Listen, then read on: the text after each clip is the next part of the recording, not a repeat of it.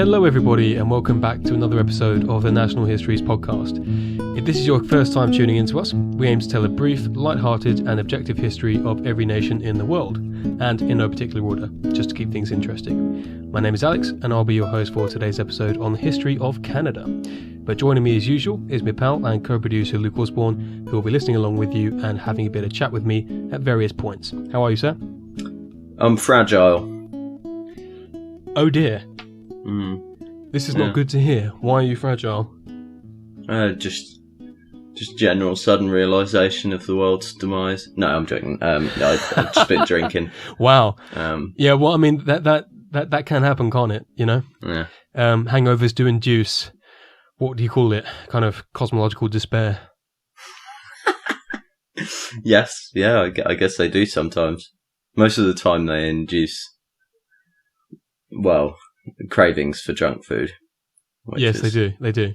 I'm feeling severely. I think cravings for junk food can quite easily lead into, you know, sort of other things, more nefarious thoughts. But anyway. Yes. Anyway, well, fine. Glad to hear you had a good time last night anyway, or at least I'm assuming you did. Yeah, I did. Yeah, it was good. Very good. Quick question for you. Mm-hmm. Same question as always. How much do you know about Canada? I suspect you know quite a bit, actually, because I know you know your North American politics quite well. So, yeah. I think I know. Well, actually, but that being said, I don't know much about the First Peoples or the First Nations. Sure. Yeah, I don't know anything really about their history. But since, you know, I know the French were over there for a bit. And then they basically had to cede it all, and then there was the War of 1812. America did rubbish, and then, and then they've kind of been a country ever since, despite the fact that Quebec would maybe like to leave sometimes. Yeah. Well, they've had a couple Almost of referendums in recent-ish Yeah. times, both of which I'll talk about at the end of the episode. But yeah, it's certainly controversial, shall we say, to this day. But yeah, okay, good to know. With that in mind, shall I give you an interesting fact or two, in fact, because I have two this time round. DOS. Okay. Yeah, well, there's one that I felt like I should know or should have known before reading it, so I'm a bit disappointed in myself, and I'm pretty sure you would know. But that is that although Canada gained its independence from Britain in 1931, which I did know, I didn't know the fact that Britain actually retained the right to amend the Canadian Constitution up until 1982, when Queen Elizabeth signed the Canada Act, which I thought was quite interesting. I didn't realise it was that late. Yeah, it's really late, although we never, Britain never did anything about it, really. They didn't but when it came to actually trying to pass amendments to it, it just made it really complicated, unnecessarily convoluted. So I thought that was quite cool. And another thing I came across is the fact that Quebec City, which is obviously the capital of Quebec, has a special feature which makes it unique in all of Canada and in fact the rest of North America, and that it's the only city to be surrounded by fortified walls. Which was for pretty good reason, and I'll come back to that later on in the episode. But yeah, I thought it was quite interesting that it's specific for that particular reason, or it's special for that particular reason. No, it was quite interesting. So there we are. Interesting facts. All love done some and good dusted. fortified walls. Yeah, Very nice. I love to surround myself with fortified walls sometimes. Anyhow, and by sometimes I mean often. I mean that would be the ideal hermit life, wouldn't it? It really would. And we all know that's what I aspire for more than anything else in this world, the hermit life. So, just some general facts for you. I'm going to be very quick here because Canada is very large and I could go into all sorts of detail. What, is this like geography or what? Yeah, exactly, right. So Canada is the second largest country in the world by area, second only to Russia. And of this total land area, a significant portion of it is composed of lots and lots of islands adjacent to the mainland, most notably Newfoundland in the east and the Arctic archipelago in the north. Now it's bounded by the Arctic Ocean to the north, Greenland to the northeast, the Atlantic Ocean to the east, the Pacific Ocean and Alaska to the west, and 12 states of the United States of America to the south.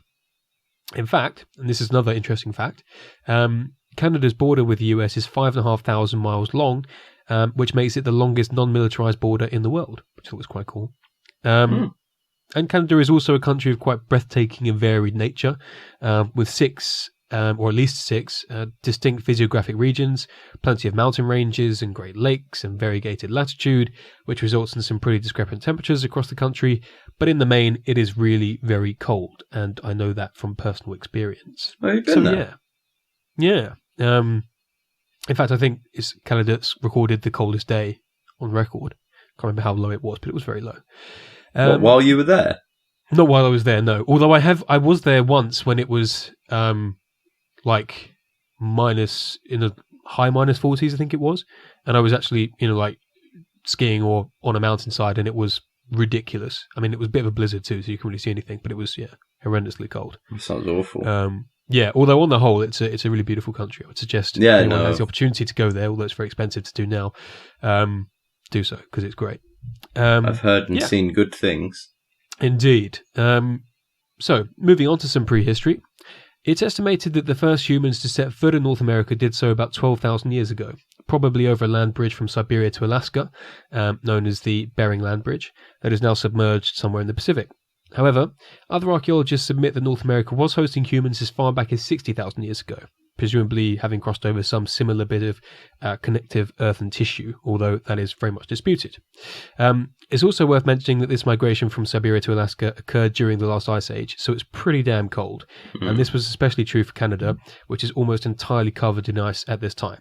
And for this reason, it seems safe to assume that the southern reaches in North America were settled before Canada, at least until climatic conditions sort of settled down a little bit. Now, as we've encountered elsewhere or before on this podcast, the indigenous peoples did not leave written records. However, through plenty of archaeology, we have a pretty good picture of what life was like for the indigenous populations before the arrival of Europeans. So at least 12 major language groups formed over the millennia, with political and cultural divisions existing within each one of these groups.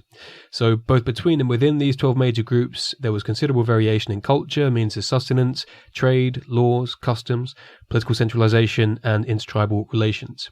I would imagine that probably...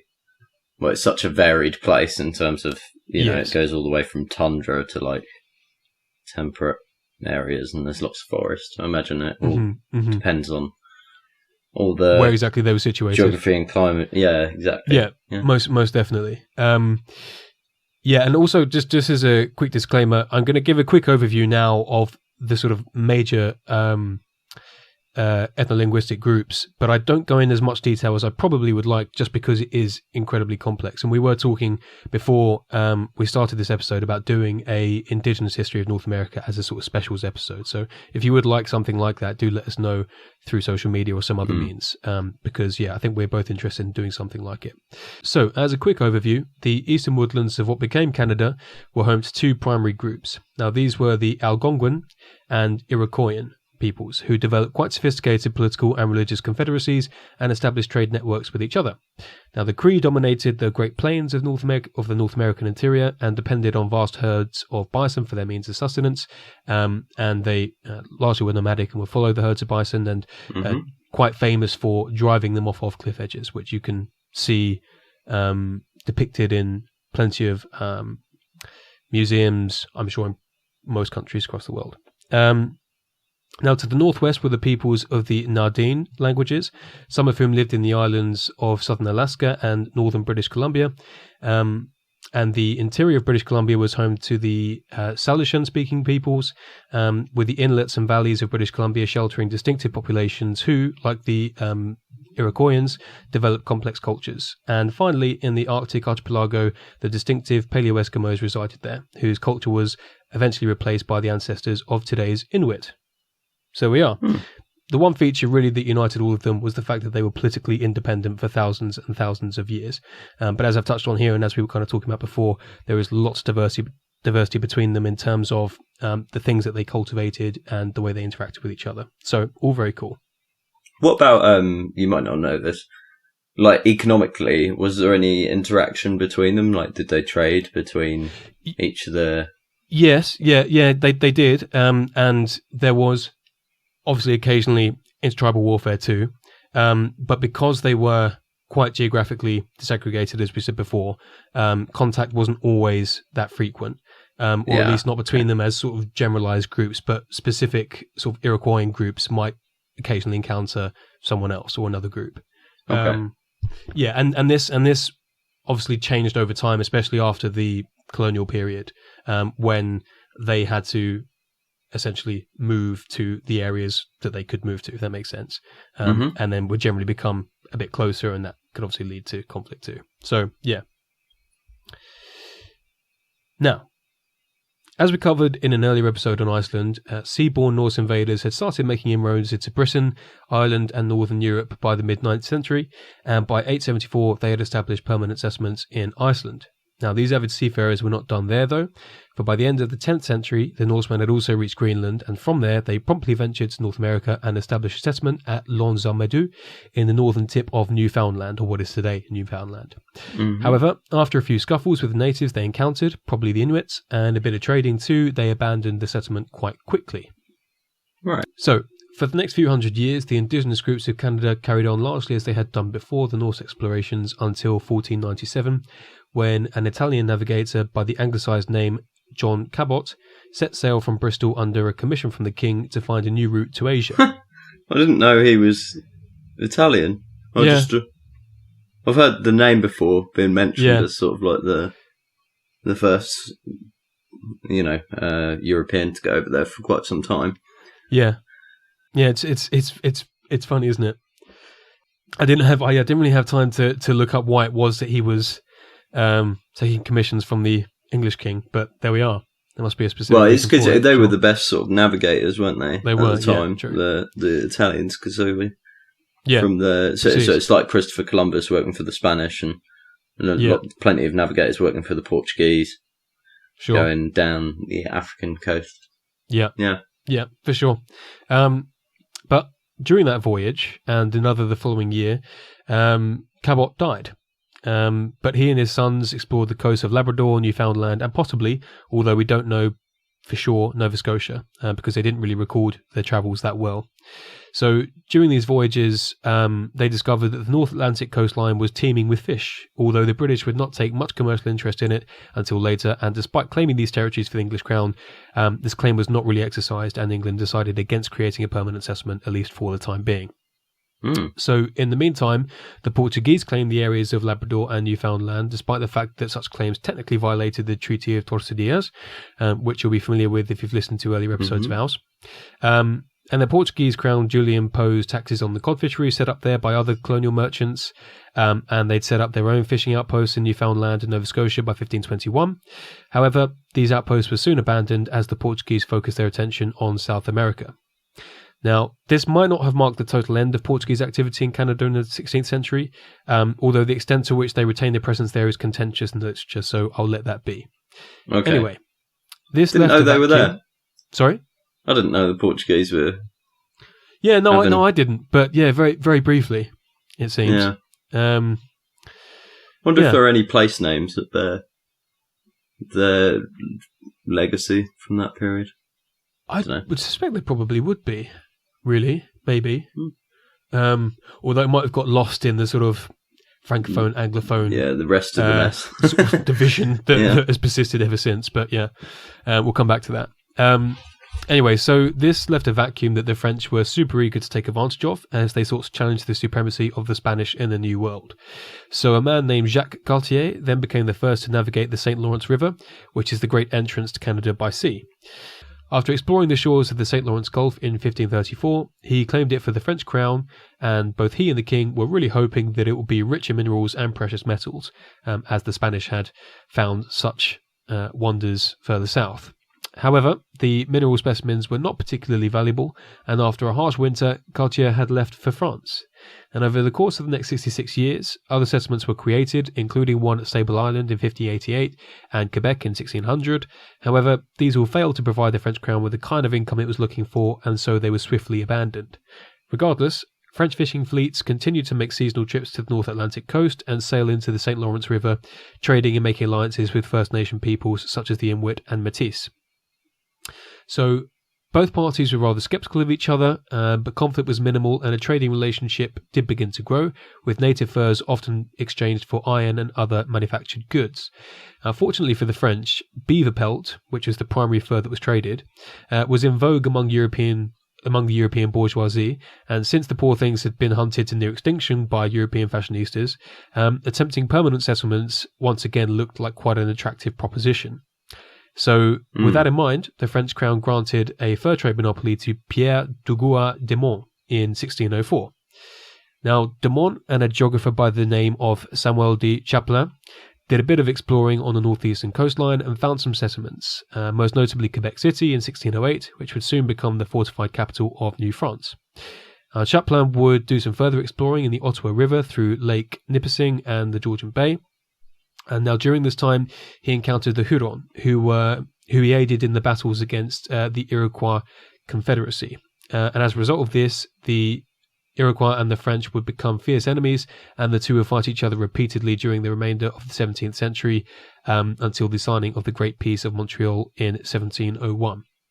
So, as an interesting aside, after Chapelain's death in 1635, the Roman Catholic Church and the Jesuit establishment became the dominant force in New France, and they sought to create a utopian European and Aboriginal Christian community. However, the French crown quickly became annoyed by the bolshiness and took direct control of it from 1663, which is quite interesting. But I should say that the Catholic Church remained a real power and has remained a real power in the Quebec region for the rest of its history. Anyhow. Right, okay, yeah. But now it's time for us to turn our attention back to the English very quickly. So, as I said before, the English had not exercised their claims to Canadian territory after their initial explorations, but in 1583 they did so when Humphrey Gilbert established a settlement in St. John's in Newfoundland. So both the English and the Scottish would then create new settlements in Newfoundland and Nova Scotia during the first decades of the 17th century. And as you might have expected, they sought to contest France's domination of the lucrative fur trade, which would inevitably lead to conflict. So, come 1670, and the British were tired of seeing the French do so well, so they wanted to do something about it, as they often did. Naturally, as part exactly, of us, right? What else are you going to do? Yeah. Unfortunately for them, two French explorers who had become disillusioned with the French crown for some reason slipped the British some rather useful intelligence. This being that the best fur country actually lay to the north and west of Lake Superior, which was easily accessible via the Hudson Bay. So King Charles II thus quickly formed the Hudson Bay Company and granted it a monopoly over all the lands whose rivers and streams drained into the bay. Now, those lands encompassed a vast territory equal to roughly 40% of modern-day Canada, and this essentially choked the French trade routes. So, as you might expect, the French were not particularly pleased by the British attempt to undermine them, so they retaliated by creating more settlements in the Canadian interior. And so because of this, skirmishes would frequently break out between them as they vied for regional dominance in much the same way as they were doing back home. Now, these skirmishes became more brutal from 1701 to 1713 during what is known Queen Anne's War. Now, this conflict came to a head with the Treaty of Utrecht, which established the British claim to Hudson Bay and Newfoundland and required the French to give up Nova Scotia and what was then called Acadia, except for Cape Breton Island. However, this did not end things as the conflict continued to simmer well into the mid-18th century until some chili powder was added to the pan in 1754 when Britain and France went to war once again, beginning what we now know as the 7 Years' War.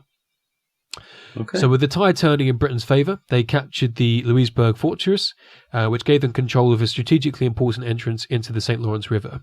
So then, in 1759, they surprised the French by scaling the walls of Quebec City and besieging it. And it was one of the bloodiest battles in Canadian history, and it resulted in a unanimous French defeat. So the final nail in the coffin of French humiliation was administered in 1763, when the French formally handed over Canada to the British under the terms of the Treaty of Paris. Right, okay. So quite quickly after taking legal control of Canada, the British were faced with a variety of challenges. Now, principal among those were the uprisings by Aboriginal tribes. Now, deciding that administering a new territory was not easy without some order, the British government issued the Royal Proclamation of 1763, which prevented colonists settling west of the Appalachian Mountains and regulated the purchase of Aboriginal land. So by British standards, it sounded reasonable enough. And to be fair, it was quite decent in intention, and it did stabilise relations between the British Crown and the Aboriginal groups for a while. However, the proclamation was largely ignored by fresh colonists, and there was little rebuke of those who did flout it. And this, of course, caused tensions later on. So, I know what you're thinking, Lucas. There has been a decided lack of religious persecution in this episode so far. But fear not, because after taking control of French Canada, the Brits quickly imposed restrictions on the rights of Roman Catholics, so in other words, the French Canadians, to hold political offices, and they then tried to supplant French civil law with English law. I shouldn't say they did. Yeah, obviously, because the Catholics were terrorists, weren't they, back then? Because they tried to blow up our Parliament. Yes. No. Yes. I jest, of course, but they weren't too keen on the whole Catholics around this time, were they? Precisely. Where was I? Right, yeah. So the British thought that this was a somewhat more polite way of encouraging either a mass exodus of French Canadians, as they did not want to be seen as simply booting them out, or they wanted to anglicise them. But the plan fell pretty flat on its face, with that famous French obstinacy coming to the fore. Classic French. Now, in addition to all this, the British also had to contend with revolutionary rumblings to Canada's south. And with that in mind, the British governor of Canada, called Guy Carleton, decided that having the French on side was more important than imposing Anglican culture on them. So he repealed many of the earlier changes in 1774 with the passing of the Quebec Act. And in effect, this confirmed the French Canadians' right to practice their faith, allowed them to assume political office, and restored French civil law. However, this move did not really have the desired effect, for although very few French Canadians took up arms and joined the American cause, not many actually aided the British effort to retain its southern territories either. Which I guess that's fair enough. Yeah, I think a bit of deserved comeuppance there. Yeah. So suffice it to say that the Americans won the Revolutionary War, which led to a massive exodus of people from the newly independent country northward. That always makes me sad when I hear that. Yeah, I know, doesn't it? Nostalgic. Yeah. We could have been such a good gang of people today, Yeah. With Lizzie ruling over all of us. She'd probably be better than both leaders, Well, yeah, I mean, saying that, I mean, she's still like ridiculously revered, I think, in the States. I always found there's a slight sort of irony about that. Yeah. But anyway. Yeah, there is an irony in that. It would just be nice if we were all a little gang. Well, quite a big gang, actually. Quite a big gang, yeah. I'm not sure how every other country in the world would feel about it, but there we are. No, they'd probably resent us. Yeah. But imagine how much that would annoy the French. That's my main motivation for dreaming about this. Yeah, that's the principal reason for wishing it was so, really. Yeah. Anyway, so approximately 50,000 or so people fled from the from after the Revolutionary War into Canada. Now, for some loyal to the British Crown, this emigration was a matter of principle, whereas for others it was simply a matter of the land being a bit cheaper, which in turn facilitated a bit of an agricultural boom. Now, the majority ended up settling in Nova Scotia and New Brunswick, while smaller groups settled along the shore of Lake Ontario and in the Ottawa River Valley. And indeed, a considerable 8,000 moved to Quebec and established the first sizable Anglophone community in French Canadian territory. And I think it's fair to say that most French Canadians were not best pleased with this development at the time, but I digress. Okay. So, partly to accommodate the loyalist settlers, but partly to avoid earlier complications in governing the Francophone and Anglophone populations, the British government passed the Constitutional Act of 1791, which divided the country into Upper and Lower Canada. So, for reference, Upper Canada marked today's southern Ontario, and Lower Canada marked the southern Quebec today. It's worth actually getting a map up of that so you kind of see exactly what I'm referring to. So, southern Canada retained French civil law, but both territories were governed by a British criminal code, and the British also installed a governor to direct each colony, each of whom appointed a cabinet called the Executive Council. And in addition to that, a legislative branch was formed, which was constituted by an appointed legislative council and an elected assembly, which ostensibly represented the interests of the colonists. But in reality, however, the assembly held very little power, since the governor could veto any of its decisions, which is a recipe for trouble, I think is fair to say. Well, for the time, I guess it's, it's suitably imperial. Suitably imperial, yeah, but bound to cause even more animosity with the French Canadians, as I'm just about to get it's quite an interesting situation they find themselves in compared to all their other colonial holdings. Yeah, for sure. It is quite distinct. It's always the question for us Brits: what to do about the French? And, you know, doesn't matter where we are in the world, Yeah. that question always looms. Yeah. Yeah. So, as I said, recipe for trouble, particularly in Lower Canada, since the French-dominated assembly was at the behest of an English governor and English-dominated legislative council. So, as you might have suspected, the Brits were just a wee bit corrupt, just a little bit. And with their dominance in the executive and legislative councils, they regularly ignored French-Canadian interests and vetoed bills proposed by the assembly.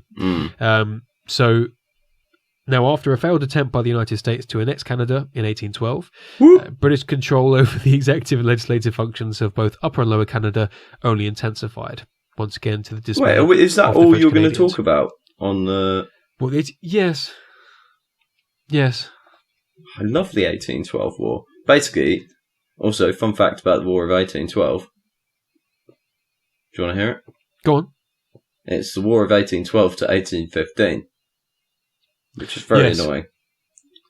Yeah. Do you have an insight as to why it's just called the War of 1812 and not, well, presumably because its inception was 1812? I don't really know, to be honest. I just But then it doesn't really. It actually lasted 3 years. The War of 1812 to 1815. Bit of a mouthful. Yeah. No, I feel like we'll say more about that on our episode on the United States. I would have thought. Maybe. Yeah, I would say so. But anyway, yeah, it failed. Anyway. So, come 1837, and French-Canadian frustrations reached fever pitch with the Parti Canadien leader Louis-Joseph Papineau and his Upper Canadian counterpart William Lyon Mackenzie launching rebellions against the government. Both rebellions were swiftly crushed, and the men were sent into exile. However, it became clear to the governors and the Parliament in Westminster that things would have to change in order for the colony to be sustainable. So, with that in mind, the British sent the first Earl of Durham to Canada to write up a report on the causes of the rebellion and make some suggestions about how the government should change. Now, he correctly identified ethnic tensions as the primary cause of the rebellion and advocated a form of responsible government for which he's quite well remembered by French Canadians today. However, Durham is less well remembered for his thoughts about French society and culture, which he deemed to be inferior to their British equivalents. Because it is. And he thought that unless British culture and law was properly assimilated or imposed upon the French Canadians, then the colonial project would be doomed to fail. These ideas were concretised in the 1840 Act of Union, which merged Upper and Lower Canada into the province of Canada. So, while the governor's powers were now restricted and the nepotism from before was limited, the underlying objective of eradicating French culture and language had the effect of annoying the French Canadians in a way that I can only describe as expected. Or obviously expected. Yeah, or obviously expected, yeah. I mean, that's just... It's just a way to just really annoy people, isn't it? It's just like... I mean, even more annoyingly, there are more episodes of this, or more instances of this, that I'm going to come to momentarily. And I just, as I was doing the research for this, I was thinking, when are they going to learn? Yeah. I mean, if you're in a country where people want to maintain their, that's diverse enough and people you don't want rebellions, but you want to, it's just respect, isn't it? If you don't want the country to fall apart, yeah, and then your solution to doing that is trying to eradicate one side's culture, yeah, it just seems like such a stupid thing to do. But yeah, really everyone does. seems to think it's a solution to division. Is to try and really all they need is just respect for their culture and tradition. Yeah, which, I mean, as I'll come to at the end of the podcast, is something that Canada is generally lauded for nowadays. Its policies of multiculturalism, but obviously it's got a sort of long history of struggling to sort of figure out how to do that, or, well, not it necessarily, but a specific section of its society. Anyhow, it's also worth mentioning that between the Napoleonic Wars and 1850, some 800,000 migrants came to the colonies of British North America during what is called the Great Migration of Canada. This included lots of people, but among them Gaelic-speaking Highland Scots who were displaced by the Highland clearances, and lots of Irish too, who had taken flight due to the famine of the 1840s. So there we are, adding even more people into the mix. Now, the political instability from the previous decade or two before unification carried over into the new political entity, which was especially problematic as the United States was becoming more powerful, as evidenced by the fact that it bought Alaska from Russia in 1867, which spiked fears of an annexation attempt. So in the same year, the British Parliament passed the North America Act, which marked the beginning of the modern self-governing Dominion of Canada, as it was called then, and this was after several years of conferences and negotiations. So this new nation was essentially a confederation composed of the former colonial territories of Canada, Nova Scotia, and New Brunswick. So one of the first things this new political entity wanted or needed to do was to bring the remaining lands and colonies into the confederation. So in 1869, John A. Macdonald, who's the first Prime Minister, bought the vast territories of Rupert's Land from the new Hudson Bay Company, and thanks in part to the law of the Canadian Pacific Railway, which would unite east and west of the nation, British Columbia was also convinced to join in 1871, and likewise, Alberta and Saskatchewan became provinces in 1905. However, Newfoundland would remain an independent province until 1949, since it did not need the railway and had a robust enough internal economy to continue as it was, which I thought was very interesting when I first read that. Didn't realise it was late.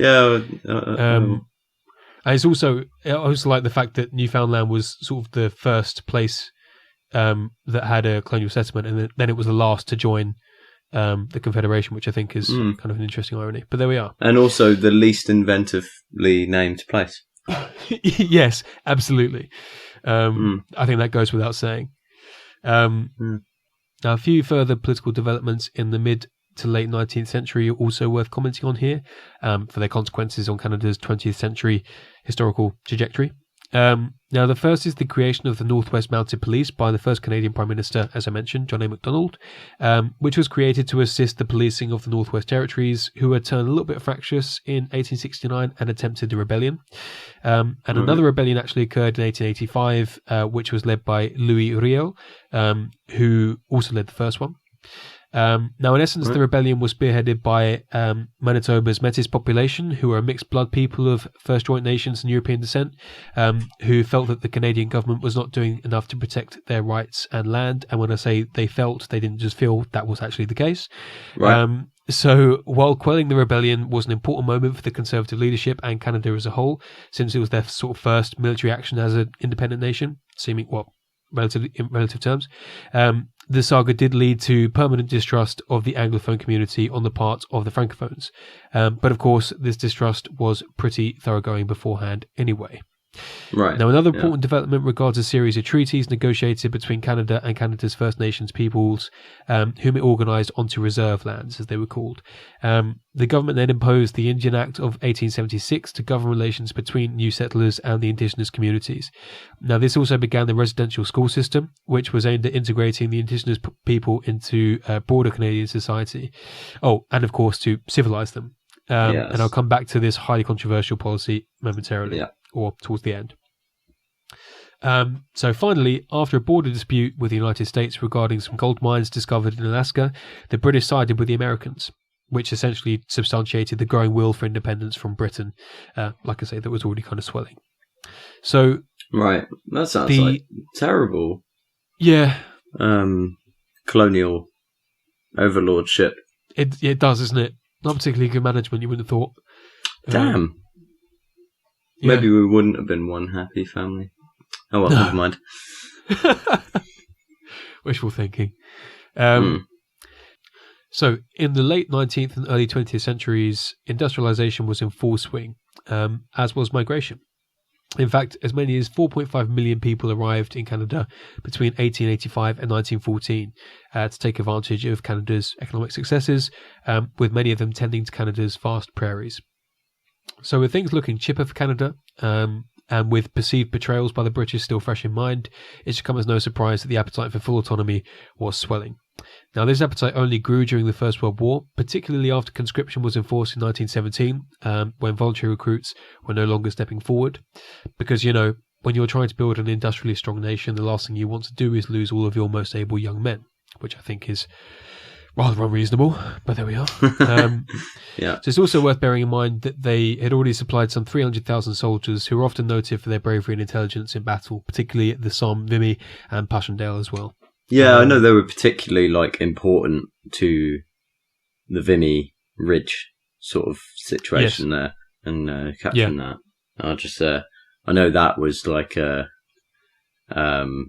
defining moment for them in terms of like, hey, we can actually do stuff. Yeah, we're not just, for sure. You know, and then I imagine that just like the Australians, right? I mean, it's like their Gallipoli. Yeah, you know, in sense of sort of consolidating defining that the power identity of their nation and their ability to actually contribute to world affairs in a very meaningful and impactful way. Yeah, for sure. It's like the moment at which sort of a national identity goes from being emergent to being, if you see what I mean. Yes. Yeah. No, good point. But it should be said that the French Canadians were particularly annoyed by conscription, though this annoyance was supplemented by the fact that the Canadian government had recently abolished bilingual schools in Manitoba and restricted the use of French in schools in Ontario. So, I feel like we've been here before. Yeah, I guess many so. times but already. Also, you got to bear in mind their French-speaking cousins over the other side of the pond are busy being invaded by some Germans. Yeah. And we all know that the only time French and British come together to beat up the Germans. Yeah. So, yeah. Anyway, go on. Anyway, come the end of the war, and Canada began asserting its independence more aggressively, particularly under the leadership of William Lyon Mackenzie King, who's not the same as the rebellion leader from before, but has basically the same name apart from King at the end. As a point of interest, King was an eccentric dude who claimed he communicated with spirits and worshipped his dead mother. But that aside, he also advanced the nationalist cause by signing treaties without British consent, and making it clear that Britain can no longer simply use Canada as an army reserve when at war. Which is fair enough. I'd just like to say, of all the religions I've heard of, worshipping your dead mother probably makes quite a lot of sense. I mean, she did make you. Well, yes. You know, undeniable that she was your creator. So therefore, worship of your dead mother probably makes sense. Maybe I'll worship a lot more sense than other sort of beings that are worshipped too. Yeah. So maybe King was just a smart dude as well. You know, not eccentric at all. Most definitely. And I mean, he was the enlightened one. For sure. Maybe he had access to some realm the rest of us didn't. But I mean, he was certainly a huge figure in Canadian politics for basically the next 25 years or so. But anyway. Begrudgingly, Britain passed the Statute of Westminster in 1931, which formalised the independence of Canada as well as other Commonwealth nations.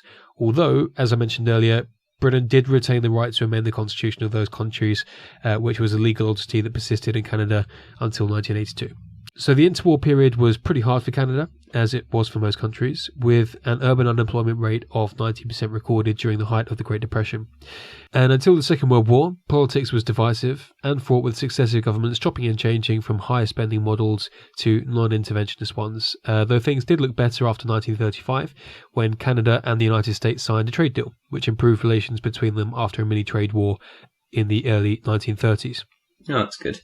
Yes. Yeah. So Canada declared war against Nazi Germany a week after the British did to symbolise its independence, and it became an important player, which I know is quite funny, isn't it? We needed you for that week. God damn it, Canada. I know. And it became a very important player in the battle over the North Atlantic Ocean, which it guarded against German U-boats. And like in World War One, Canada provided combat troops for various invasions in France, in Germany, and in fact in Italy too, and supported the British economy throughout the war by supplying food, ammunition, and so forth. Yeah, they also had a beachhead at Normandy as well. Yeah, They had their own bit. It wasn't just like, this is the British bit, this is the American bit. I think that's quite often forgotten. I think Canadians today are still a bit frustrated by how little credit they're given for their efforts in both wars, actually. And I think that's quite justifiable, actually, when you read about it, because they really did do a lot. But I think they much more question, like, whether it was totally good, all the things that they did. Whereas we just tend to, you know, talk about all our achievements in World War II, but don't really acknowledge that we actually definitely did by some of the choices that we made, kill a Sure. lot of civilians. Indeed. And, bombing entire cities to just absolute destruction and stuff like that. So, I mean, I think that war, like the First World War, was much more like obvious that it was like the battle lines were drawn, they were fought in these sort of like very finely established areas, if you know what I mean. Yeah. Where there wasn't like that much in terms of civilian casualties. But by the time of the Second World War, I think 50% of all casualties in the Second World War were civilian casualties. Yeah. 50%, which is obviously the first time that was probably reached in history. There's a sort of interesting paradox, I think, in the heart of the two wars, in the sense that the First World War is generally argued to be a really wasteful war, in the sense that it really wasn't necessary. It was a bit stupid. Or at least say the moral case for the war was not as easy to make, whereas the moral case for the Second World War was easier to make, but then the morality of the two wars in terms of the way they were fought is also kind of switched, if that makes sense. Yeah, I think there is some good weight behind that argument, definitely. But I think like the Canadians are a bit more they don't ignore it, but they don't it doesn't hold the same profound value as World War One did in their history, if you know what I mean. Sure. Sure. Yeah, but there you go. Yeah. No, good point. So, and again, not dissimilarly to the Great War, the imposition of conscription in 1944 soured relations between the English and French-speaking Canadians, although it should be said that it wasn't as politically divisive as it had been 17 years before. I mean, come on, you were fighting Hitler, you know. Yeah. What are they doing? What are they like? Any excuse. I know. I'm joking. Relax. So, prosperity had largely returned to Canada during the war, as it became an important exporter of goods to its allies, and following the end of the war, the Canadian welfare system became more robust, with universal healthcare introduced, as well as old age and veteran pensions, which are all very good things. Now, Newfoundland, as I said earlier, finally joined Canada in 1949 after encouragement by the Newfoundland Premier Joey Smallwood, whose name I really like for some reason, but there we are. Yeah, it's quite nice. It sounds more like a baseball player than a premier of some a province, kind of sports person. Yeah, he does, doesn't he? Yeah. And with Newfoundland's incorporation, the 1950s saw a fresh economic boom. Another thumbs up. Cool. However, there was one province in particular that struggled during this period. And considering all that's come before, do you have any guess as to which province that might be, Lou? It's gonna be the Frenchies in Quebec, isn't it? Of course it is. Yes, indeed. So for a variety of reasons, but it was not helped by the fact that for a quarter of a century it remained under the control of Maurice Duplessis and his Union Nationale party, who were super conservative and did little to get the province up to speed. But fortunately, I say fortunately after Duplessis' death, that sounds a bit morose, but there we are. Things did start to pick up during what is known as the Quiet Revolution, which consisted of intense socio-political and socio-cultural changes to Quebecois society and governance. So most notably, this led to proper secularization of the government to deleverage the position of the Catholic Church, more public investment in education, and the nationalization of provincial hydroelectric companies. Which were good. Okay. However, many people in Quebec felt that only independence from Canada would truly get them on their way. But a referendum on the issue was defeated in 1980 and again in 1995, though in the latter one by a very, very small margin indeed. Of course, this remains one of the sort of core fault lines in Canadian politics, despite the fact that under the government of Pierre Trudeau, efforts to constitutionally ratify French as an official language did progress. However, New Brunswick remains the only province outside of Quebec to recognise it as such today. And, that, although it might sound like it's obviously a symbolic issue, if you see what I mean. Well, I don't know. I mean, it would annoy you if you're meant to be... Symbolic. You're a significant minority in a country and you're meant to be,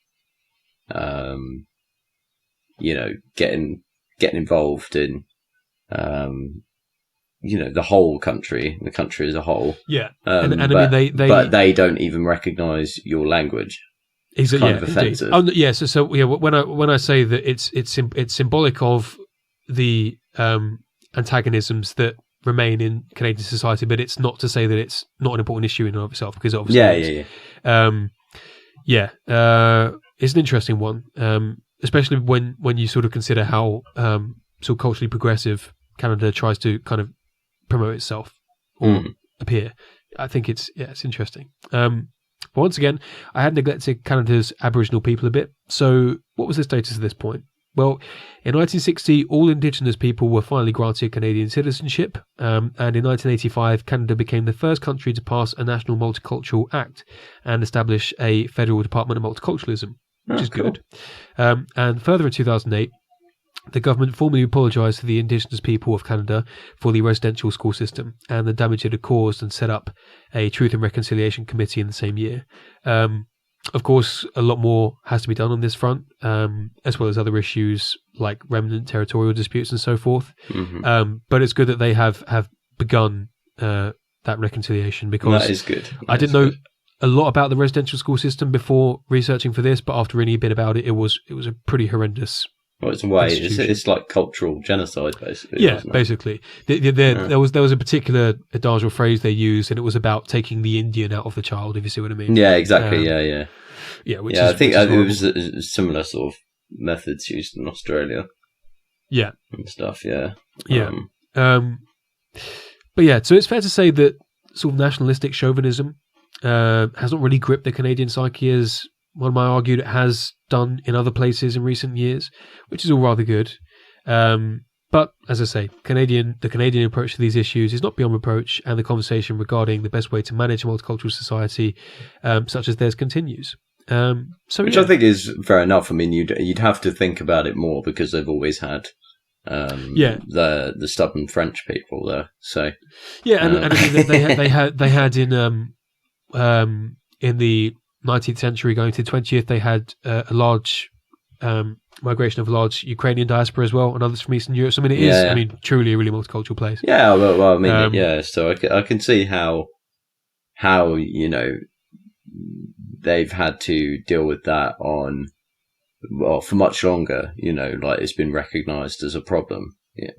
Or the inequalities from having various distinct cultures and one very much on top is something that needs to be addressed. And with that kind of model, you always run the risk of. Sorry, I was just saying multiculturalism isn't a problem, but the way in which you run a society in a multicultural society has to be adjusted. So you absolutely make sure those inequalities are addressed. Yeah, I think one of the sort of contemporary concerns is that when Canada looks back at its history, there is the temptation to sort of social ghettoization, which is not really what you want, or at least for a cohesive country. So it's difficult. It's difficult to administrate, but something that has to be done or figured out.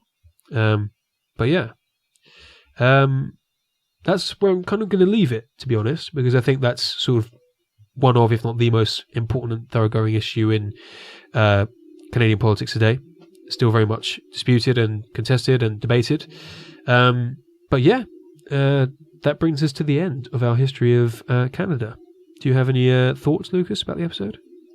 Yeah. Well, firstly, I didn't know the Portuguese were there, so that's already something that surprised me this episode.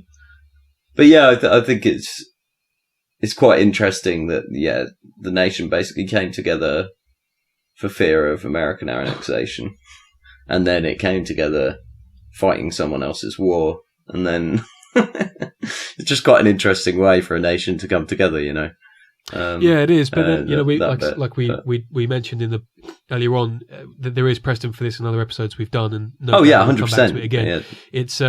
It's obviously something that works, isn't it? As a form of, as a way of consolidating a national identity. If you have some kind of external threat or some kind of thing to contend with, then you group up and you try and address. I guess it enables you to kind of see past any differences you thought previously kind of separated you, and so forth. But good. Glad you learned something. We always like that. As always, listeners, if you would like to leave us a like or a comment or subscribe, please do on any of do our some social media channels. Got a website now. Oh yes, indeed. We need that plug. So we now have a website. So by the time you listen to this, it will be up. Got a YouTube channel now. Yes, and we also have a YouTube channel. And so look out for stuff on there. We're looking to make videos. Actually, we have one video currently on our YouTube channel. No, we don't. We have more. 3. We have 3 on our YouTube channel, but we will have 4 in the coming future. Yeah. 4. Right, never mind. We have 4 on our YouTube channel. Shows you how much I've been doing on the YouTube channel, at least. Yeah. And we will have a blog on the website as well, and both of us will be posting articles on all sorts of different topics, things that interest us about history, both sort of in theoretical and practical terms. But yeah, so look out for all that stuff. It's all going to be fun and cool. Otherwise, do tune in to our next episode on Ghana. And until then, thank you very much and goodbye. Bye.